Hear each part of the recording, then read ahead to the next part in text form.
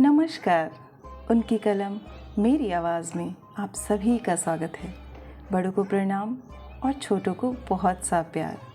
चलिए सुनते हैं कहानी त्रिया चरित्र, जिसे लिखा है मुंशी प्रेमचंद जी ने। सेठ लगनदास जी के जीवन की बगिया फलहीन थी। कोई ऐसा मानवीय, आध्यात्मिक या चिकित्सात्मक प्रयत्न ना था जो उन्होंने ना किया हो। यूँ शादी में एक पत्नी व्रत के कायल थे, मगर ज़रूरत और आग्रह से विवश होकर एक दो नहीं 5 शादियाँ की। यहाँ तक कि उम्र के 40 साल गुजर गए और अंधेरे घर में उजाला ना हुआ। बेचारे बहुत रंजीदा रहते। यह धन संपत्ति, यह ठाट बाट, यह वैभव और यह ऐश्वर्य क्या होंगे? मेरे बाद इनका क्या होगा? कौन इनको भोगेगा? यह ख्याल बहुत अफसोसनाक था। आखिर यह सलाह हुई कि किसी लड़के को गोद लेना चाहिए, मगर यह मसला पारिवारिक झगड़ों के कारण सालों तक स्थगित रहा। जब सेठ जी ने देखा कि बीवियों में अब तक बदस्तूर कशमकश हो रही है, तो उन्होंने नैतिक साहस से काम लिया और एक होनहार अनाथ लड़के को गोद ले लिया। उसका नाम रखा गया मगनदास। उसकी उम्र 5-6 साल से ज़्यादा न थी। बला का जहीन और तमीज़दार।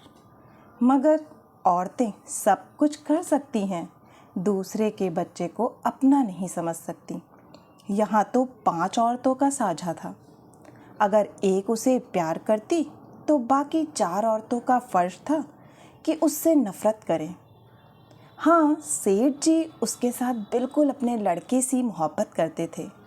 पढ़ाने को मास्टर रखे, सवारी के लिए घोड़े, रईसी ख्याल के आदमी थे। राग रंग का सामान भी मुहैया कराया था।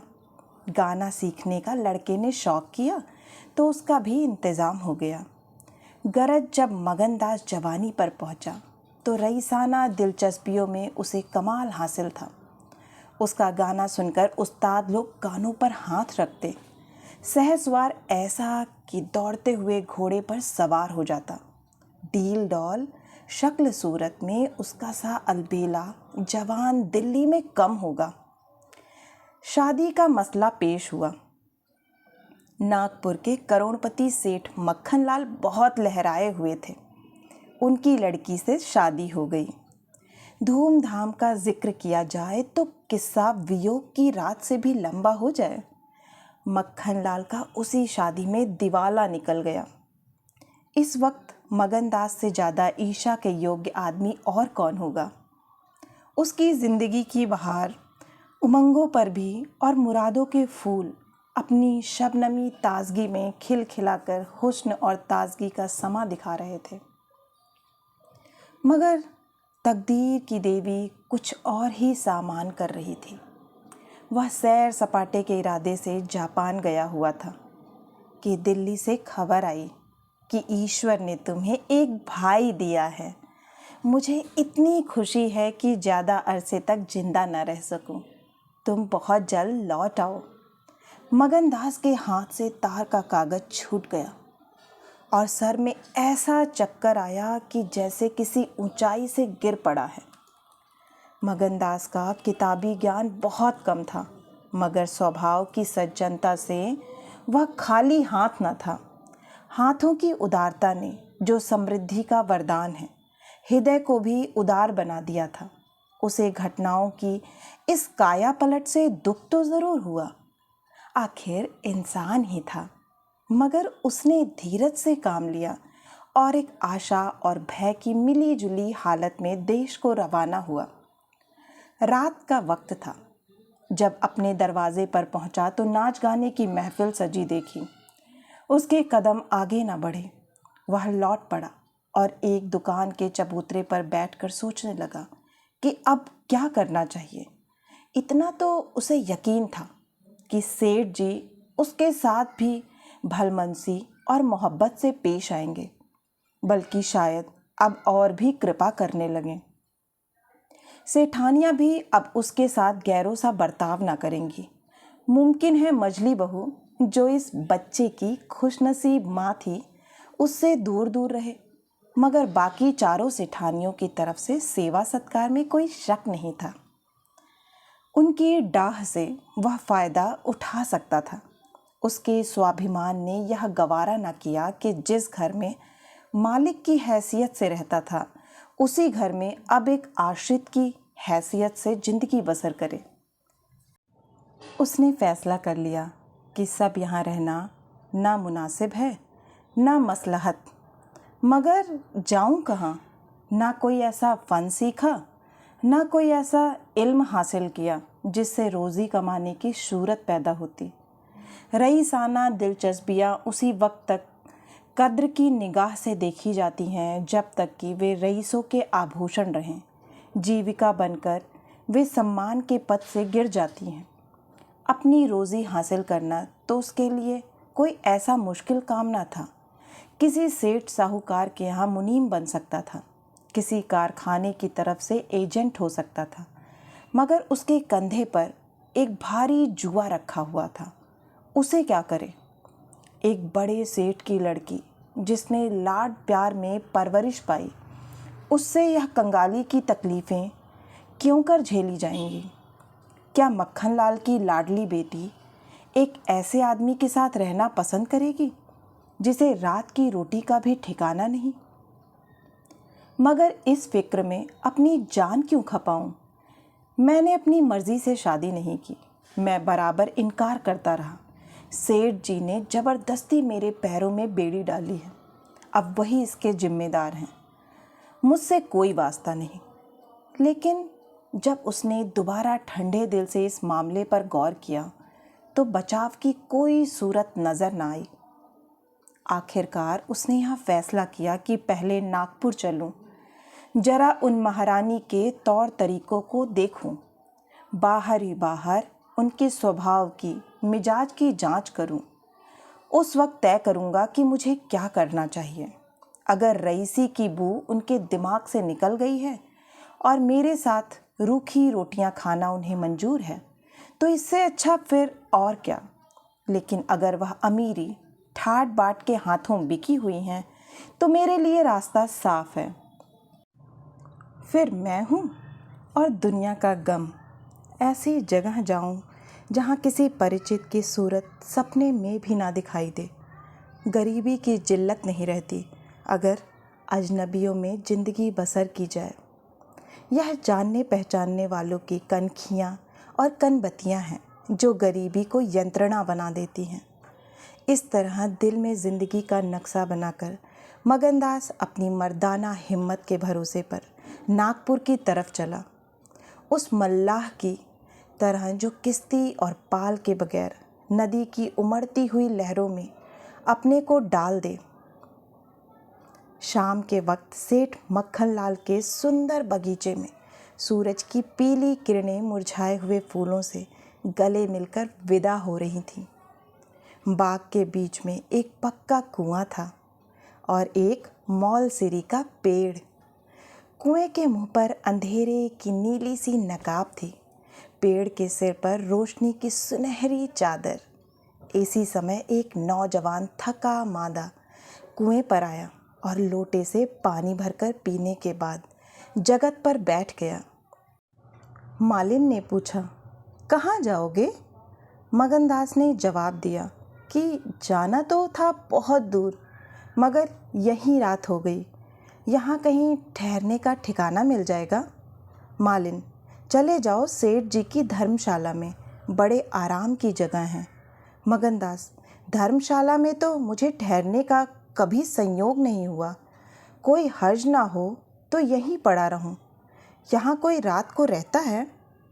मालिन, भाई, मैं यहाँ ठहरने को ना कहूँगी। यह बाई जी की बैठक है। झरोखे में बैठकर सैर किया करती हैं। कहीं देखभाल लें तो मेरे सिर में एक बाल भी ना रहे।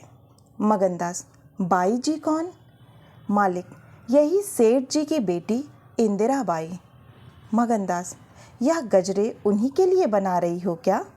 मालिन, हाँ, और सेठ जी के यहाँ है ही कौन? फूलों के गहने बहुत पसंद करती हैं। मगनदास, शौकीन औरत मालूम होती हैं। मालिन, भाई यही तो बड़े आदमियों की बातें हैं। वे शौक ना करें तो हमारा तुम्हारा निबाह कैसे हो? और धन है किस लिए? अकेली जान पर 10 लौंडियाँ है। सुना करती थी कि भगवान आदमी का हल भूत जोतता है। वह अपनी आँखों देखा। आप ही आप पंखा चलने लगे। आप ही आप सारे घर में दिन का सा उजाला हो जाए। तुम झूठ समझते होगे, मगर मैं आँखों देखी बात करती हूँ। उस गर्व की चेतना के साथ जो किसी नादान आदमी के सामने अपनी जानकारी के बयान करने में होता है। बूढ़ी मालिन अपनी सर्वज्ञता का प्रदर्शन करने लगी। मगनदास ने उकसाया, होगा भाई, बड़े आदमी की बातें निराली होती हैं। लक्ष्मी के बस में सब कुछ है, मगर अकेली जान पर 10 लौंडियाँ? समझ में नहीं आता।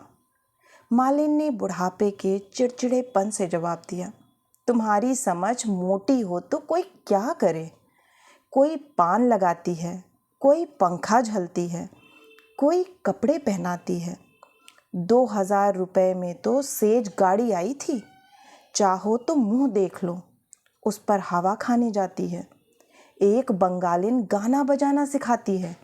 मेम पढ़ाने आती है। शास्त्री जी संस्कृत पढ़ाते हैं। कागज पर ऐसी मूरत बनाती है कि अब बोली और अब बोली। दिल की रानी है। बेचारी के भाग फूट गए। दिल्ली के सेठ लगनदास के गोद लिए हुए लड़के से ब्याह हुआ था, मगर राम जी की लीला 70 बरस के मुर्दे को लड़का दिया। कौन पति आएगा? जब से यह सुनवाई आई है तब से बहुत उदास रहती है। एक दिन रोती थी। मेरे सामने की बात है। बाप ने देख लिया। समझाने लगे, लड़की को बहुत चाहते हैं। सुनती हूँ दामाद को यहीं बुलाकर रखेंगे। नारायण करे मेरी रानी दूधो नहाए पूतो फले। माली मर गया था। उन्होंने आड़ ना ली होती तो घर भर के टुकड़े मांगती। मगनदास ने एक ठंडी सांस ली। बेहतर है, अब यहाँ से अपनी इज्जत आबरू लिए हुए चल दो। यहाँ मेरा निबाह न होगा। इंदिरा रईस जादी है। तुम इस काबिल नहीं हो कि उसके सौहर बन सको। मालिन से बोला, तो धर्मशाला में जाता हूँ। जाने वहाँ खाट वाट मिल जाती है कि नहीं, मगर रात ही तो काटनी है। किसी तरह कट ही जाएगी। रईसों के लिए मखमली गद्दे चाहिए, हम मज़दूरों के लिए पुआल ही बहुत है। यह कहकर उसने लुटिया उठाई, डंडा संभाला और दर्द भरे दिल से एक तरफ चल दिया। उस वक्त इंदिरा अपने झरोखे पर बैठी हुई इन दोनों की बातें सुन रही थी। कैसा संयोग है कि स्त्री को स्वर्ग की सब सिद्धियां प्राप्त हैं और उसका पति आवारों की तरह मारा मारा फिर रहा है। उसे रात काटने का ठिकाना नहीं। मगनदास निराश विचारों में डूबा हुआ शहर से बाहर निकल आया और एक सराय में ठहरा, जो सिर्फ इसलिए मशहूर थी कि वहाँ शराब की एक दुकान थी। यहाँ आसपास से मज़दूर लोग आ आकर अपने दुख को भुलाया करते थे। जो भूले भटके मुसाफिर यहाँ ठहरते, उन्हें होशियारी और चौकसी का व्यवहारिक पाठ मिल जाता था। मगनदास थका मांदा था ही। एक पेड़ के नीचे चादर बिछाकर सो रहा और जब सुबह को नींद खुली तो उसे किसी पीर औलिया के ज्ञान की सजीव दीक्षा का चमत्कार दिखाई पड़ा, जिसकी पहली मंजिल वैराग्य है। उसकी छोटी सी पोटली, जिसमें 2-1 कपड़े और थोड़ा सा रास्ते का खाना और लुटिया डोर बंधी हुई थी, गायब हो गई। उन कपड़ों को छोड़कर जो उसके बदन पर थे, अब उसके पास कुछ भी ना था। और भूख, जो कंगाली में और भी तेज हो जाती है, उसे बेचैन कर रही थी। मगर वह दृढ़ स्वभाव का आदमी था। उसने किस्मत का रोना ना रोया और किसी तरह गुजर करने की तदबीरें सोचने लगा। लिखने और गणित में उसे अच्छा अभ्यास था, मगर इस हैसियत में उससे फ़ायदा उठाना असंभव था। उसने संगीत का बहुत अभ्यास किया था। किसी रसिक रईस के दरबार में उसकी कद्र हो सकती थी, मगर उसके पुरुषोचित अभिमान ने इस पेशे को अख्तियार करने की इजाज़त ना दी। हाँ, वह आला दर्जे का घुड़सवार था और यह फ़न मज़े में पूरी शान के साथ उसकी रोजी का साधन बन सकता था। यह पक्का इरादा करके उसने हिम्मत से कदम आगे बढ़ाए। ऊपर से देखने पर यह बात यकीन के काबिल नहीं मालूम होती, मगर वह अपना बोझ हल्का हो जाने से इस वक्त बहुत उदास नहीं था। मर्दाना हिम्मत का आदमी ऐसी मुसीबतों को उसी निगाह से देखता है जिसमें एक होशियार विद्यार्थी परीक्षा के प्रश्नों को देखता है। उसे अपनी हिम्मत आजमाने का, एक मुश्किल से जूझने का मौका मिल जाता है। उसकी हिम्मत अनजाने में ही मजबूत हो जाती है। अक्सर ऐसे मार के मर्दाना हौसले के लिए प्रेरणा का काम देते हैं। मगनदास इस जोश से कदम बढ़ाता चला जा रहा था कि जैसे कामयाबी की मंजिल सामने नजर आ रही है, मगर शायद वहाँ के घोड़ों ने शरारत और बिगड़ैलपन से तौबा कर ली थी, या वे स्वाभाविक रूप से बहुत मज़े में धीमे धीमे चलने वाले थे। वह जिस गांव में जाता निराशा को उकसाने वाला जवाब पाता। आखिरकार शाम के वक्त जब सूरज अपनी आखिरी मंजिल पर जा पहुंचा था, उसकी कठिन मंजिल तमाम हुई। नागर घाट के ठाकुर अटल सिंह ने उसकी चिंता को समाप्त किया। यह एक बड़ा गांव था। पक्के मकान बहुत थे, मगर उनमें प्रेतात्माएं आबाद थीं। कई साल पहले प्लेग ने आबादी के बड़े हिस्से को इस क्षण भंगुर संसार से उठाकर स्वर्ग में पहुंचा दिया था। इस वक्त प्लेग के बचे खुचे वे लोग गांव के नौजवान और शौकीन जमींदार साहब और हल्के के कारगुजार और रोबीले थानेदार साहब थे। उनकी मिलीजुली कोशिशों से गांव में सतयुग का राज था। धन दौलत को लोग जान का अजाब समझते थे, उसे गुनाह की तरह छुपाते थे। घर घर में रुपए रहते हुए लोग कर्ज ले लेकर खाते और फटे हालों की तरह रहते थे। इसी में निबाह था। काजल की कोठरी थी। सफ़ेद कपड़े पहनना उन पर धब्बा लगाना था। हुकूमत और ज़बरदस्ती का बाज़ार गर्म था। अहीरों के यहाँ आज़ान के लिए भी दूध न था। थाने में दूध की नदी बहती थी। मवेशी खाने के मुहर्रिर दूध की कुल्लियाँ करते थे। इसी अंधेर नगरी को मगनदास ने अपना घर बनाया। ठाकुर साहब ने असाधारण उदारता से काम लेकर उसे रहने के लिए एक मकान भी दे दिया, जो केवल बहुत व्यापक अर्थों में मकान कहा जा सकता था। इसी झोपड़ी में वह एक हफ्ते से जिंदगी के दिन काट रहा था। उसका चेहरा जर्द है और कपड़े मैले हो रहे हैं, मगर ऐसा मालूम होता है कि उस अब इन बातों की अनुभूति ही नहीं रही। जिंदा है, मगर ज़िंदगी रुखसत हो गई है। हिम्मत और हौसला मुश्किल को आसान कर सकते हैं, आंधी और तूफान से बचा सकते हैं, मगर चेहरे को खिला सकना उनके सामर्थ्य से बाहर है। टूटी हुई नाव पर बैठकर मल्हार गाना हिम्मत का काम नहीं, हिमाकत का काम है। एक रोज़ जब शाम के वक्त वह अंधेरे में खाट पर पड़ा हुआ था, एक औरत उसके दरवाजे पर आकर भीख मांगने लगी। मगनदास का आवाज़ परिचित जान पड़ी। बाहर आकर देखा तो वही चंपा मालिन थी, कपड़े तार तार, मुसीबत की रोती हुई। बोला, मालिन, तुम्हारी यह क्या हालत है? मुझे पहचानती हो? मालिन ने चौंक कर देखा और पहचान गई। रोकर बोली, बेटा, अब बताओ मेरा कहाँ ठिकाना लगे? तुमने मेरा बना बनाया घर उजाड़ दिया। ना उस दिन तुमसे बात करती, ना मुझ पर यह विपत पड़ती। बाई ने तुम्हें बैठे देख लिया, बातें भी सुनी। सुबह होते ही मुझे बुलाया और बरस पड़ी। नाक कटवा लूँगी, मुंह में कालिख लगवा दूँगी। चुड़ैल, कुटनी। तू मेरी बात किसी गैर आदमी से क्यों चलाए? तू दूसरों से मेरी चर्चा करे? वह क्या तेरा दामाद था जो तू उससे मेरा दुखड़ा रोती थी? जो कुछ मुंह में आए बकती रहती है। मुझसे भी ना सहा गया। रानी रूठेंगी, अपना सुहाग लेंगी। बोली बाई जी, मुझसे कसूर हुआ, लीजिए अब जाती हूँ। छींकते नाक काटती है। मेरा निबाह यहाँ ना होगा। ईश्वर ने मुँह दिया है तो आहार भी देगा। 4 घर से मांगूंगी तो पेट को हो जाएगा। उस छोकरी ने मुझे खड़े खड़े निकलवा दिया।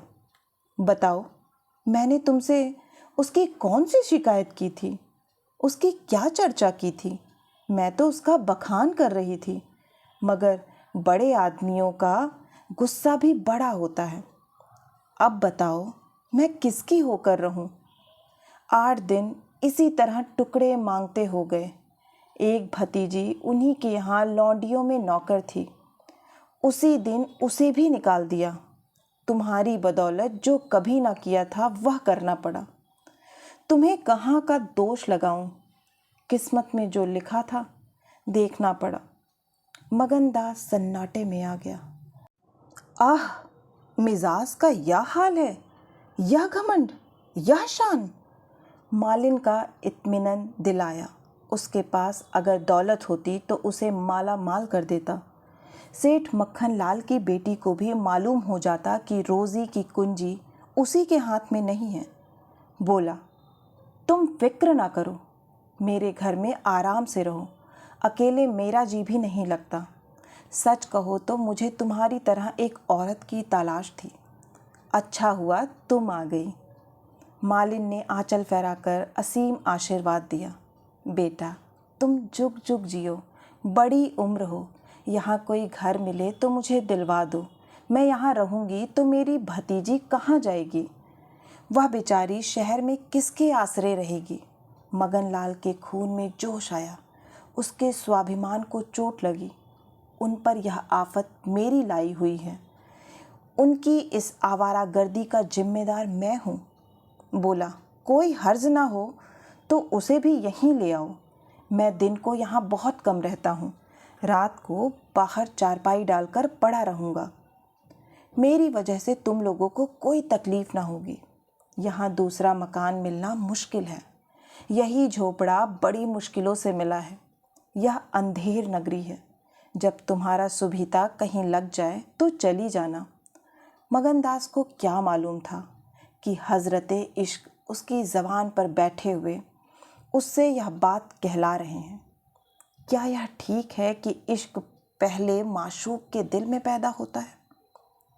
नागपुर इस गांव से 20 मील की दूरी पर था। चंपा उसी दिन चली गई और तीसरे दिन रंभा के साथ लौट आई। यह उसकी भतीजी का नाम था। उसके आने से झोपड़े में जान सी पड़ गई। मगनदास के दिमाग में मालिन की लड़की की जो तस्वीर थी, उसकी रंभा से कोई मेल न था। वह सौंदर्य नाम की चीज़ का अनुभवी जौहरी था, मगर ऐसी सूरत जिस पर जवानी की ऐसी मस्ती और दिल का चैन छीन लेने वाला ऐसा आकर्षण हो, उसने पहले कभी नहीं देखा था। उसकी जवानी का चांद अपनी सुनहरी और गंभीर शान के साथ चमक रहा था। सुबह का वक्त था। मगनदास दरवाजे पे पड़ा ठंडी ठंडी हवा का मज़ा उठा रहा था। रंभा सिर पर घड़ा रखे पानी भरने को निकली। मगनदास ने उसे देखा और एक लंबी सांस खींचकर उठ बैठा। चेहरा मोहरा बहुत ही मोहक, ताजे फूल की तरह खिला हुआ चेहरा, आँखों में गंभीर सरलता। मगनदास को उसने भी देखा। चेहरे पर लाज की लाली दौड़ गई। प्रेम ने पहला वार किया। मगनदास सोचने लगा, क्या तकदीर यहाँ कोई और गुल खिलाने वाली है? क्या दिल मुझे यहाँ भी चैन ना लेने देगा? रंभा, तू यहाँ नाहक आई। नाहक एक गरीब का खून तेरे सर पर होगा। मैं तो अब तेरे हाथों बिक चुका, मगर क्या तू भी मेरी हो सकती है? लेकिन नहीं, इतनी जल्दबाजी ठीक नहीं। दिल का सौदा सोच समझ कर करना चाहिए। तुमको अभी जब्त करना होगा। रंभा सुंदरी है, मगर झूठे मोती की आब और ताब उसे सच्चा नहीं बना सकती। तुम्हें क्या खबर कि उस भोली लड़की के कान प्रेम के शब्द से परिचित नहीं हो चुके हैं। कौन कह सकता है कि उसके सौंदर्य की वाटिका पर किसी फूल चुनने वाले के हाथ नहीं पड़ चुके हैं। अगर कुछ दिनों की दिल बस्तगी के लिए कुछ चाहिए तो तुम आज़ाद हो, मगर यह नाजुक मामला है, ज़रा संभल के कदम रखना। पेशेवर जातों में दिखाई पड़ने वाला सौंदर्य अक्सर नैतिक बंधनों से मुक्त होता है। 3 महीने गुजर गए। मगनदास रंभा को ज्यों-ज्यों बारीक से बारीक निगाहों से देखता, त्यों-त्यों उस पर प्रेम का रंग गाढ़ा होता जाता था। वह रोज़ उसे कुएं से पानी निकालते देखता, वह रोज़ घर में झाड़ू देती, रोज़ खाना पकाती।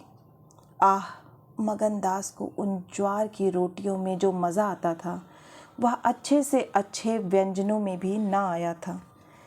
उसे अपनी कोठरी हमेशा साफ सुथरी मिलती। ना जाने कौन उसका बिस्तर बिछा देता। क्या यह रंभा की कृपा थी? उसकी निगाहें शर्मीली थीं। उसने उसे कभी अपनी तरफ चंचल आँखों से ताकते नहीं देखा। आवाज़ कैसी मीठी! उसकी हंसी की आवाज़ कभी उसके कान में नहीं आई।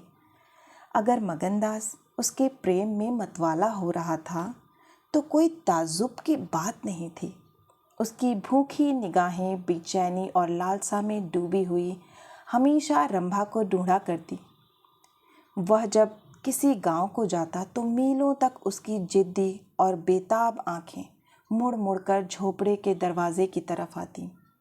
उसकी ख्याति आसपास फैल गई थी, मगर उसके स्वभाव की सरलता और उदार हृदयता से अक्सर लोग अनुचित लाभ उठाते थे।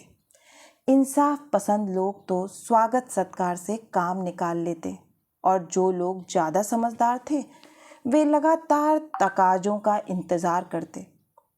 चूँकि मगनदास इन फन को बिल्कुल नहीं जानता था, बावजूद दिन रात की दौड़ धूप से गरीबों से उसका गला न छूटता। जब वह रंभा को चक्की पीसते हुए देखता तो गेहूं के साथ उसका दिल भी पिस जाता था। वह कुएं से पानी निकालती तो उसका कलेजा निकल आता।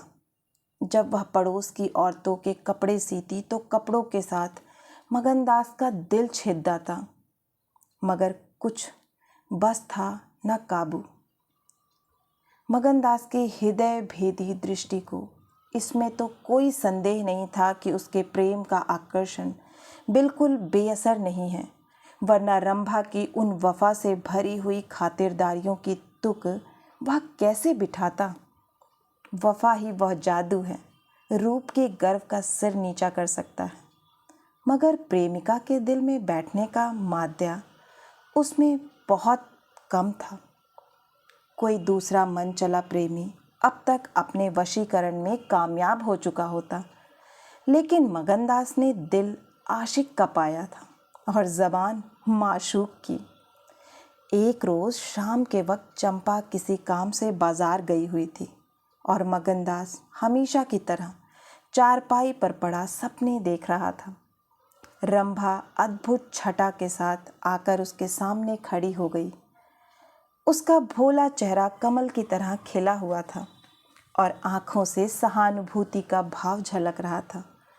मगनदास ने उसकी तरफ आश्चर्य से देखा और फिर प्रेम की निगाहों से देखा और दिल पर जोर डालकर बोला, आओ रंभा, तुम्हें देखने को बहुत दिन से आँखें तरस रही थीं।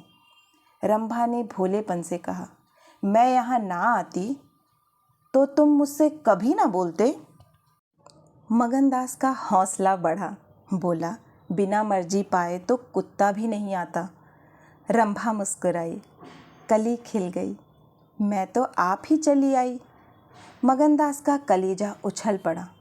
उसने हिम्मत करके रंभा का हाथ पकड़ लिया और भावावेश से कांपती हुई आवाज़ में बोला, नहीं रंभा, ऐसा नहीं है, यह मेरी महीनों की तपस्या का फल है। मगनदास ने बेताब होकर उसे गले से लगा लिया। जब वह चलने लगी तो अपने प्रेमी की ओर प्रेम भरी दृष्टि से देखकर बोली, अब यह प्रीत हमको निभानी होगी। पौ फटने के वक्त जब सूर्य देवता के आगमन की तैयारियां हो रही थीं, मगनदास की आंखें खुली रंभा आटा पीस रही थी। उस शांतिपूर्ण सन्नाटे में चक्की की घुमर घुमर बहुत सुहानी मालूम होती थी और वह उसके सुर से सुर मिलाकर अपने प्यारे ढंग से गा रही थी। झुलनिया मोरी पानी में गिरी, मैं जानू पिया मोको मनय है, उल्टी मनावन मोको पड़ी, झुलनिया मोरी पानी में गिरी। साल भर गुजर गया। मगनदास की मोहब्बत और रंभा के सलीके ना मिलकर उस वीरान झोपड़े को कुंज बाग बना दिया। अब वहाँ गायें थीं, फूलों की क्यारियाँ थीं और कई देहाती ढंग के मोढ़े थे। सुख सुविधा की अनेक चीज़ें दिखाई पड़ती थीं। एक रोज़ सुबह के वक्त मगनदास कहीं जाने के लिए तैयार हो रहा था कि एक संभ्रांत व्यक्ति अंग्रेज़ी पोशाक पहनने उसे ढूंढता हुआ आ पहुंचा और उसे देखते ही दौड़कर गले से लिपट गया। मगनदास और वह दोनों एक साथ पढ़ा करते थे। वह अब वकील हो गया था। मगनदास ने भी अब पहचाना और कुछ झेंपते और कुछ झिझकते हुए उसके गले लिपट गया। बड़ी देर तक दोनों दोस्त बातें करते रहे। बातें क्या थी, घटनाओं और संयोगों की एक लंबी कहानी थी। कई महीने हुए सेठ लगन का छोटा बच्चा चेचक की नज़र हो गया। सेठ जी ने दुख के मारे आत्महत्या कर ली और अब मगनदास सारी जायदाद, कोठी, इलाके और मकानों का एक छत्र स्वामी था। सेठानियों में आपसी झगड़े हो रहे थे। कर्मचारियों ने गबन को अपना ढंग बना रखा था। बड़ी सेठानी उसे बुलाने के लिए खुद आने को तैयार थी, मगर वकील साहब ने उन्हें रोका था। तब मगनदास ने मुस्कुरा कर पूछा, तुम्हें क्यों कर मालूम हुआ कि मैं यहाँ हूँ? तो वकील साहब ने फरमाया, महीने भर से तुम्हारी टोह में हूँ। सेठ मक्खनलाल ने अता पता बतलाया। तुम दिल्ली पहुँचे और मैंने अपना महीने भर का बिल पेश किया। रंभा अधीर हो रही थी कि यह कौन है और इनमें क्या बातें हो रही हैं। 10 बजते बजते वकील साहब मगनदास से 1 हफ्ते के अंदर आने का वादा लेकर विदा हुए। उसी वक्त रंभा आ पहुंची और पूछने लगी, ये कौन थे? इनका तुमसे क्या काम था? मगनदास ने जवाब दिया, यमराज का दूत। रंभा, क्या अशगुन बकते हो? मगन, नहीं नहीं रंभा, यह अशगुन नहीं है, यह सचमुच मेरी मौत का दूत था। मेरी खुशियों के बाग को रौंदने वाला, मेरी हरी भरी खेती को उजाड़ने वाला। रंभा, मैंने तुम्हारे साथ दगा की है। मैंने तुम्हें अपने फरेब के जाल में फंसाया है। मुझे माफ़ करो। मोहब्बत ने मुझसे यह सब करवाया। मैं मगन सिंह ठाकुर नहीं हूँ। मैं सेठ लगनदास का बेटा और सेठ मक्खनलाल का दामाद हूँ। मगनदास को डर था कि रंभा यह सब सुनते ही चौंक पड़ेगी और शायद उसे जालिम, दगाबाज कहने लगे, मगर उसका ख्याल गलत निकला। रंभा ने आंखों में आंसू भरकर सिर्फ इतना कहा, तो क्या तुम मुझे छोड़कर चले जाओगे? मगनदास ने उसे गले लगाकर कहा, हाँ। रंभा, क्यों? मगन, इसलिए कि इंदिरा बहुत होशियार, सुंदर और धनी है। रंभा, मैं तुम्हें ना छोड़ूंगी। कभी इंदिरा की लौंडी थी, अब उसकी सौत बनूंगी। तुम जितनी मेरी मोहब्बत करोगे उतनी इंदिरा की तो ना करोगे, क्यों? मगनदास इस भोलेपन पर मतवाला हो गया।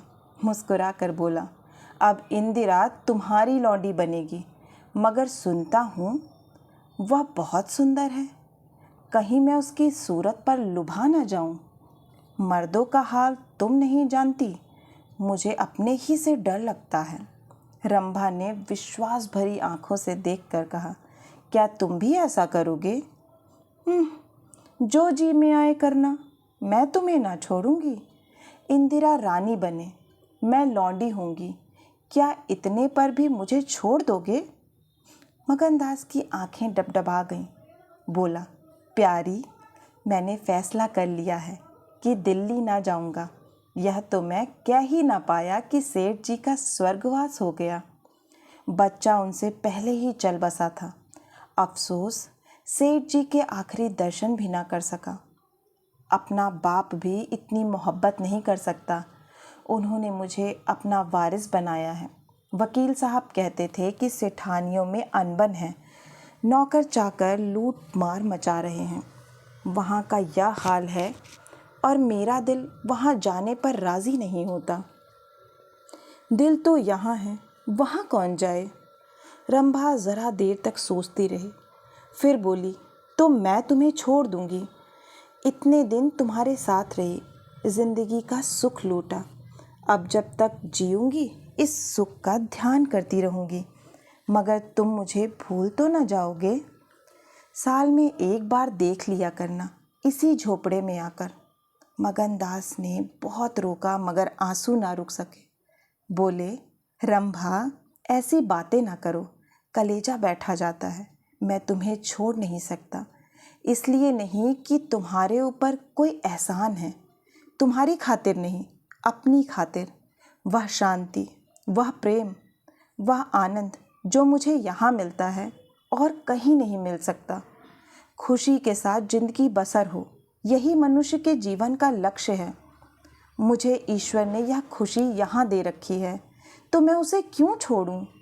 धन दौलत को मेरा सलाम है, मुझे उसकी हवस नहीं। रंभा फिर गंभीर स्वर में बोली, मैं तुम्हारे पाँव की बेड़ी ना बनूंगी। चाहे तुम अभी मुझे न छोड़ो, लेकिन थोड़े दिनों में तुम्हारी यह मोहब्बत ना रहेगी। मगनदास को कोड़ा लगा, जोश से बोला, तुम्हारे सिवा इस दिल में अब कोई और जगह नहीं पा सकता। रात ज़्यादा हो गई थी। अष्टमी का चांद सोने जा चुका था। दोपहर के कमल की तरह साफ आसमान में सितारे खिले हुए थे। किसी खेत के रखवाले की बांसुरी की आवाज़, जिसे दूरी ने तासीर, सन्नाटे ने सुरीलापन और अंधेरे ने आत्मिकता का आकर्षण दे दिया, कानों में आ जा रही थी कि जैसे कोई पवित्र आत्मा नदी के किनारे बैठी हुई पानी की लहरों से या दूसरे किनारों के खामोश और अपनी तरफ खींचने वाले पेड़ों से अपनी ज़िंदगी की गम की कहानी सुना रही है। मगनदास सो गया, मगर रंभा की आंखों में नींद न आई। सुबह हुई तो मगनदास उठा और रंभा को पुकारने लगा, मगर रंभा रात ही को अपनी चाची के साथ वहाँ से कहीं चली गई थी।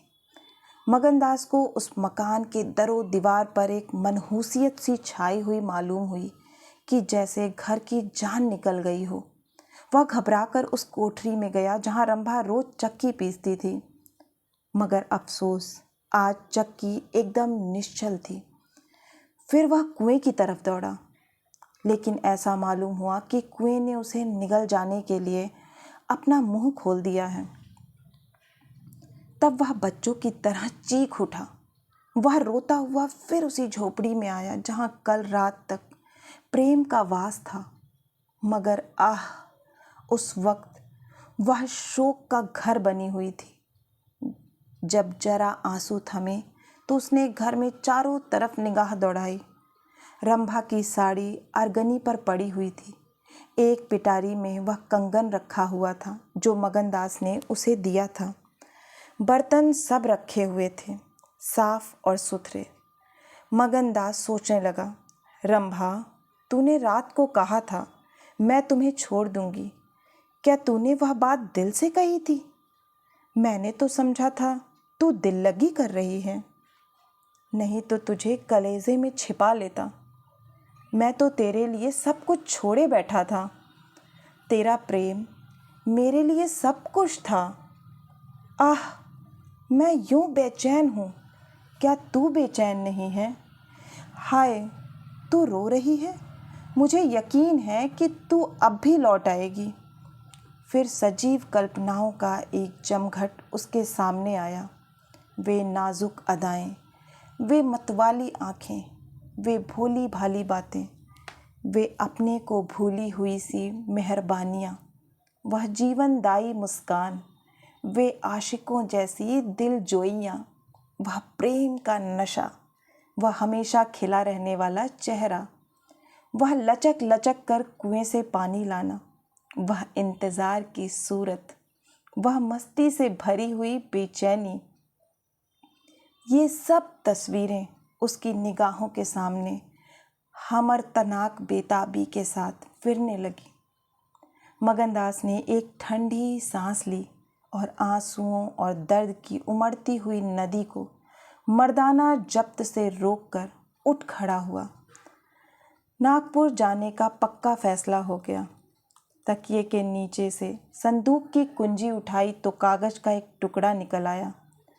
यह रंभा की विदा की चिट्ठी थी। प्यारे, मैं बहुत रो रही हूँ, मेरे पैर नहीं उठते, मगर मेरा जाना जरूरी है। तुम्हें जगाऊंगी तो तुम जाने ना दोगे। आह, कैसे जाऊं, अपने प्यारे पति को कैसे छोड़ूं? किस्मत मुझसे यह आनंद का घर छुड़वा रही है। मुझे बेवफा न कहना, मैं तुमसे फिर कभी मिलूंगी। मैं जानती हूँ कि तुमने मेरे लिए यह सब कुछ त्याग दिया है, मगर तुम्हारे लिए ज़िंदगी में बहुत कुछ उम्मीदें हैं। मैं अपनी मोहब्बत की धुन में तुम्हें उन उम्मीदों से क्यों दूर रखूं? अब तुमसे जुदा होती हूँ, मेरी सुध मत भूलना। मैं तुम्हें हमेशा याद रखूँगी। यह आनंद के दिन कभी ना भूलेंगे। क्या तुम मुझे भूल सकोगे? तुम्हारी प्यारी रंभा। मगनदास को दिल्ली आए हुए 3 महीने गुजर चुके हैं। इस बीच उसे सबसे बड़ा जो निजी अनुभव हुआ वह यह था कि रोज़ी की फ़िक्र और धंधों की बहुतायत से उमड़ती हुई भावनाओं का जोर कम किया जा सकता है। 1.5 साल पहले का बफ़िक्र नौजवान अब एक समझदार और सूझबूझ रखने वाला आदमी बन गया था। सागर घाट के उन कुछ दिनों से उसे रियाया की इन तकलीफ़ों का निजी ज्ञान हो गया था, जो कारिंदों और मुख्तारों की सख्तियों की बदौलत उन्हें उठानी पड़ती है। उसने उसे रियासत के इंतज़ाम में बहुत मदद दी और गो कर्मचारी दबी ज़बान से उसकी शिकायत करते थे और अपनी किस्मत और ज़माने के उलटफेर को कोसते थे, मगर रियाया खुश थी। हाँ, जब वह सब धंधों से फुर्सत पाता तो एक भोली भाली सूरत वाली लड़की उसके ख्याल के पहलू में आ बैठती और थोड़ी देर के लिए सागर घाट का वह हरा भरा झोपड़ा और उसकी मस्तियाँ आँखों के सामने आ जाती। सारी बातें एक सुहाने सपने की तरह याद आकर उसके दिल को मसोसने लगती, लेकिन कभी कभी खुद ब खुद उसका ख्याल इंदिरा की तरफ भी जा पहुंचता। गो उसके दिल में रंभा की वही जगह थी, मगर किसी तरह उसमें इंदिरा के लिए भी एक कोना निकल आया था। जिन हालातों और आफतों ने उसे इंदिरा से बेजार कर दिया था वह अब रुखसत हो गई थी। अब उसे इंदिरा से कुछ हमदर्दी हो गई। अगर उसके मिजाज में घमंड है, हुकूमत है, तकल्लुफ़ है, शान है, तो यह उसका कसूर नहीं, यह रईस जादो की आम कमज़ोरियाँ हैं। यही उसकी शिक्षा है। वे बिल्कुल बेबस और मजबूर हैं इन बदते हुए और संतुलित भावों के साथ। जहाँ वह बेचैनी के साथ रंभा की याद को ताज़ा किया करता था, वहाँ इंदिरा का स्वागत करने और अब उसे अपने दिल में जगह देने के लिए तैयार था। वह दिन दूर नहीं था जब उसे उस आजमाइश का सामना करना पड़ेगा। उसके कई आत्मीय अमीराना शान शौकत के साथ इंदिरा को विदा कराने के लिए नागपुर गए हुए थे। मगनदास की तबीयत आज तरह तरह के भावों के कारण, जिनमें प्रतीक्षा और मिलन की उत्कंठा विशेष थी, उचाट सी हो रही थी। जब कोई नौकर आता तो वह संभल कर बैठता कि शायद इंदिरा आ पहुंची। आखिर शाम के वक्त जब दिन और रात गले मिले रहे थे, जनान खाने में जोर शोर से गाने की आवाज़ों ने बहू के पहुंचने की सूचना दी। सुहाग की सुहानी रात थी। 10 बज गए थे। खुले हुए हवादार सहन में चांदनी छिटकी हुई थी। वह चांदनी जिसमें नशा है, आरजू है और खिंचाव है। गमलों में खिले हुए गुलाब और चंपा के फूल चांद की सुनहरी रोशनी में ज़्यादा गंभीर और खामोश नजर आते थे। मगनदास इंदिरा से मिलने के लिए चला। उसके दिल से लालसाएं जरूर थीं, मगर एक पीड़ा भी थी। दर्शन की उत्कंठा थी, मगर प्यास से खोली। मोहब्बत नहीं, प्राणों का खिंचाव था जो उसे खींचे लिए जाता था। उसके दिल में बैठी हुई रंभा शायद बार बार बाहर निकलने की कोशिश कर रही थी, इसीलिए दिल में धड़कन हो रही थी। वह सोने के कमरे के दरवाजे पर पहुंचा। रेशमी पर्दा पड़ा हुआ था। उसने पर्दा उठा दिया। अंदर एक औरत सफ़ेद साड़ी पहने खड़ी थी। हाथ में चंद खूबसूरत चूड़ियों के सिवा उसके बदन पर एक जेवर भी ना था। ज्यों ही पर्दा उठा और मगनदास ने अंदर कदम रखा, वह मुस्कुराती हुई उसकी तरफ बढ़ी। मगनदास ने उसे देखा और चकित होकर बोला, रंभा, और दोनों प्रेमावेश से लिपट गए। दिल में बैठी हुई रंभा बाहर निकल आई थी। साल भर गुजरने के बाद एक दिन इंदिरा ने अपने पति से कहा, क्या रंभा को बिल्कुल भूल गए? कैसे बेवफा हो, कुछ याद है? उसने चलते वक्त तुमसे क्या विनती की थी? मगनदास ने कहा, खूब याद है। वह आवाज़ भी कानों में गूंज रही है। मैं रंभा को भोली भाली लड़की समझता था। यह नहीं जानता था कि यह त्रिया चरित्र का जादू है। मैं अपनी रंभा को अब भी इंदिरा से ज़्यादा प्यार करता हूँ। तुम्हें डाह तो नहीं होती? इंदिरा ने हंसकर जवाब दिया, डाह क्यों हो? तुम्हारी रंभा है तो क्या मेरा मगन सिंह नहीं है? मैं अब भी उस पर मरती हूँ। दूसरे दिन दोनों दिल्ली से एक राष्ट्रीय समारोह में शरीक होने का बहाना करके रवाना हो गए और सागर घाट जा पहुँचे। वह झोपड़ा, वह मोहब्बत का मंदिर, वह प्रेम भवन फूलों और हरियाली से लहरा रहा था। चंपा मालिन उन्हें वहाँ मिली। गांव के ज़मींदार उनसे मिलने के लिए आए। कई दिन तक फिर मगन सिंह को घोड़े निकालने पड़े। रंभा कुएं से पानी लाती, खाना पकाती, फिर चक्की पीसती और गाती। गांव की औरतें फिर उससे अपने कुर्ते और बच्चों की लेसदार टोपियां सिलवाती हैं। हाँ, इतना ज़रूर कहती हैं कि उसका रंग कैसा निखर आया है, हाथ पांव कैसे मुलायम पड़ गए हैं। किसी बड़े घर की रानी मालूम होती है, मगर स्वभाव वही है। वही मीठी बोली है, वही मुरव्वत, वही हंसमुख चेहरा। इस तरह एक हफ्ता इस सरल और पवित्र जीवन का आनंद उठाने के बाद दोनों दिल्ली वापस आए। और अब 10 साल गुजरने पर भी साल में एक बार उस झोपड़े के नसीब जागते हैं। वह मोहब्बत की दीवार अभी तक उन दोनों प्रेमियों को अपनी छाया में आराम देने के लिए खड़ी है। आशा है कि आपको यह कहानी बहुत ही पसंद आई होगी। अगर पसंद आई है और मेरा कार्य पसंद आ रहा है तो मुझे प्रोत्साहित करने के लिए एक लाइक करें, अपनों के साथ शेयर करें। और हाँ, अगर आप इसी तरह की मनोरंजक कहानियाँ सुनना चाहते हैं तो इस चैनल से जुड़ना ना भूलें और चैनल को सब्सक्राइब करें। फिर मिलती हूँ एक नई कहानी या कविता के साथ। तब तक के लिए आप सभी का सुनने के लिए बहुत बहुत